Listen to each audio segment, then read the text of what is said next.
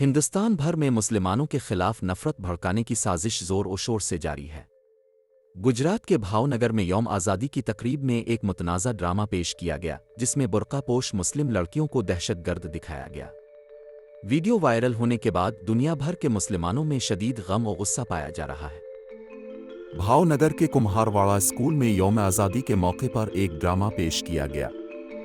ड्रामे में बुर्का पहनी मुस्लिम लड़कियों को दहशतगर्दों के तौर पर दिखाया गया। ये मंजर तलबा, वालिदैन और मकामी रिहायशियों के सामने पेश किया गया ताकि मुसलमानों को बदनाम किया जा सके।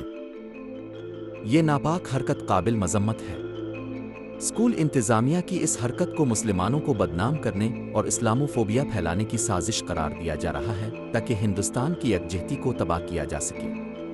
इस तरह की हरकत से पाकिस्तान की साजिश कामयाब होगी।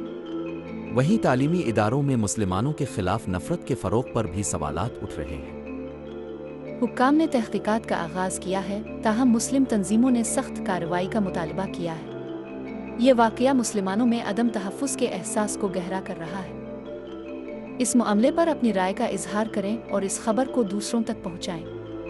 मज़ीद अपडेट्स के लिए हमारे साथ जुड़े रहें।